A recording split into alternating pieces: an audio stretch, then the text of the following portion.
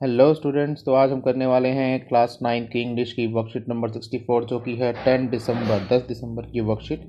और ये आपकी बीहाइव की बुक में एक पोयम है, द स्नेक ट्राइंग। ठीक है, ये देखो, ये लिखा हुआ है द स्नेक ट्राइंग, जो कि लिखी है W रॉस ने। ये पोयम की यहाँ पे समरी दी हुई है और समरी से रिलेटेड कुछ क्वेश्चंस दिए हुए हैं और पोयम से भी कुछ क्वेश्चंस दिए हुए हैं।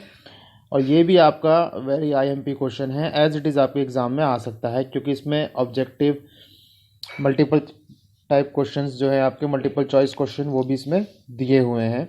और जो पैटर्न है इसका वो बिल्कुल आपका जो न्यू पैटर्न आया है आपके एग्ज़ाम का उसी पे बेस्ड है। तो वीडियो बहुत इंपॉर्टेंट होने वाली है, तो आपको पूरी वीडियो देखनी है। और अच्छा लगता है तो इसको लाइक करिए, कमेंट करिए और शेयर करिए। तो चलिए पढ़ते हैं पोयम। तो WWE the poet wrote about natural world passionately. अब देखो इस पोएम में किया क्या है। वैसे भी WWE जो रॉस है, रॉस बोलूंगा मैं सिर्फ, वो क्या करते थे, वो ज़्यादातर जब अपनी पोएम लिखते थे वो नेचुरल वर्ल्ड पे लिखते थे, नेचर पे लिखते थे। In the poem the snake trying, snake आपको पता ही है क्या होता है।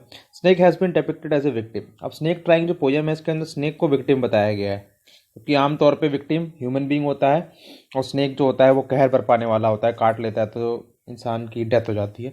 बट यहाँ पे स्नेक को विक्टिम बताया गया, यानी स्नेक जो है वो बच रहा है किससे, इंसानों से।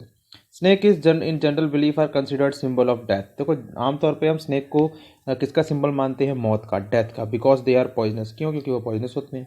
However in the poem snake trying to save himself and the poet depicts the snake as small and harmless which needs to be saved. But इस पोएम में ना उल्टा है, ऑपोजिट। स्नेक को विक्टिम बताया गया है जो कि अपने आप को बचाने की कोशिश कर रहा है, और पोएट ने स्नेक को छोटा, हार्मलेस बताया है जिसको कि बचाने की ज़रूरत है। ठीक है, ऐसे भी सारे स्नेक से खतरा नहीं होता है। स्नेक से अगर आप सेफ दूरी बनाकर रखो तो कोई भी स्नेक खतरनाक नहीं है, सारे स्नेक आपको खूबसूरत ही लगेंगे। The snake who has been lying on the sand. अब समरी देखो क्या है इसकी। Snake who has been lying on a sandy bank of a water body. अब क्या है, ये कोई शायद कोई गार्डन है, पोएट के घर के पीछे कहीं भी है। वहाँ पे एक स्नेक जो है, वाटर बॉडी बोले तो छोटा सा कोई गड्ढा हो सकता है, पॉन्ड हो सकता है, कुछ भी हो सकता है। वहाँ पे एक स्नेक रेस्ट कर रहा है।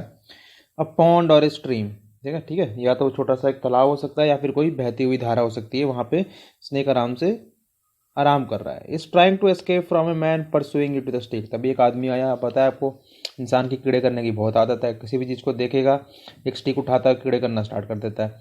तो एक आदमी स्टिक लेके आया सांप की तरफ।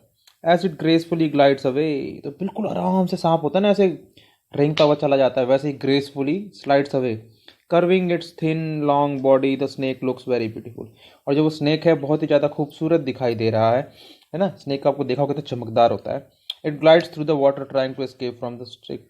अब क्या, वो पानी के ऊपर आराम से ग्लाइड करता हुआ जा रहा है। आपने कभी सांप को देखा होगा पानी में कैसे चलता है वो, तो बड़ा ही खूबसूरत लगता है। वैसे ही पानी के ऊपर तैर तैर के वो उस छड़ी से दूर भाग रहा है। The poet pleads to the person attacking the snake to let it go over the water into the reeds to hide. अब पोएट है, सब कुछ देख रहा है, कवि साहब जो है सब कुछ देख रहे हैं। तो वो कहते हैं उस आदमी को कि तुम ये सब मत करो और उस स्नेक को यहाँ से जाने दो, कि जाए जाके झाड़ियों में छुप जाए। एंड नॉट हर्टेड, और बोलता है पोएट उस आदमी को, उसको परेशान मत करो, नुकसान मत पहुंचाओ, वो तो सिर्फ एक हार्मलेस स्नेक है। He highlights that it is small green snake completely harmless even to small children। और पोएट कहता है देखो ये तो छोटा सा हरे रंग का सांप है जो कम्प्लीटली हार्मलेस है, इवन बच्चों के लिए भी हार्मलेस है ये, तो क्यों परेशान कर रहे हो तुम इसको। The snake lies on the sand until it is observed and is chased away. लेकिन भाई अब इंसान की तो आदत है कीड़े करने की, तो बेचारे सांप को वहाँ से जाना ही पड़ा। In the end it disappear in the ripples in the green reeds, और आखिरकार वो उन घास में, झाड़ियों में जाके गुम हो गया। तो आइए चलिए, हम पोएम की समरी लगभग आपको समझ में आ गई होगी। अब सीधा क्वेश्चन आंसर्स के ऊपर आते हैं। अगर आपको ऊपर पोएम समझ में आई है तो क्वेश्चन आंसर भी आराम से आप कर लोगे। तो पहला है हमारा, snake is trying to escape from. किस चीज़ से भाग रहा था स्नेक, तो वो स्टिक से भाग रहा था जो वो आदमी इसके पास लेके गया था। Now question number 2, choose the option that is not true. ध्यान रखना, जब भी नॉट ट्रू आए ना तो अपने दिमाग में एक चीज़ डाल देना, फॉल्स। फॉल्स स्टेटमेंट हमको आइडेंटिफाई करना है। नाउ स्नेक इज ब्यूटीफुल, ये तो बिल्कुल है भाई, तो ये तो ट्रू है, ये नहीं होगा answer. Snake is afraid, snake डर रहा था, हाँ जी बिल्कुल डर रहा था, तो ये भी नहीं है आंसर। स्नेक इज डेंजरस, ये वाला गलत है। स्नेक, क्योंकि पोएट के हिसाब से स्नेक डेंजरस नहीं है, तो यही आंसर है हमारा। Now 3, there is a word in the poem vanishes. अब वैनिशेस का मतलब क्या होता है, गायब हो जाना। पर लेकिन हम देखो क्या लिखा बोला यहाँ पे, does not match it's meaning, यानी यहाँ पे हमको ऑपोजिट, कभी भी ऐसा एग्ज़ाम में लिखा हुआ आए और ध्यान रखना ऐसा ही लिखा हुआ आएगा, एग्ज़ाम का पैटर्न चेंज हो गया है। Does not match it's meaning मतलब अपोजिट वर्ड को आपको ढूंढना है। तो देखो डिसअपियर का मतलब भी गायब होना होता है, इनविजिबल का भी गायब, फेड का मतलब भी होता है गायब, अपीयर का मतलब होता है सामने आ जाना।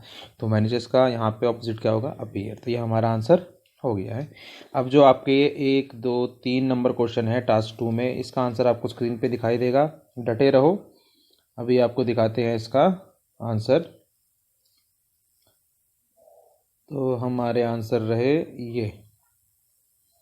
तो टास्क 2 में हमारा क्वेश्चन नंबर 1 है, how does the poet describe the beauty of snake.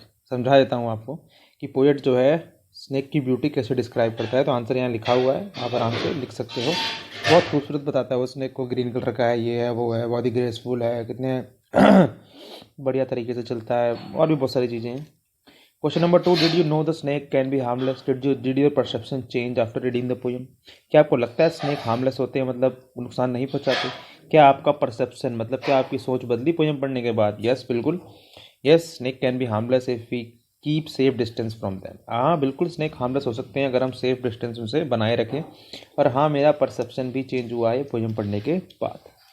Was the snake able to escape, how, क्या स्नेक वहाँ से भाग पाया था और कैसे भाग पाया था? तो आंसर यहाँ लिखा हुआ है, आराम से आप पॉज करके नोट डाउन कर सकते हो। अब टास्क 3 जो है ये आपके लिए है, ये ध्यान रखिए, ये आपके लिए है। टास्क 3 आपके लिए है।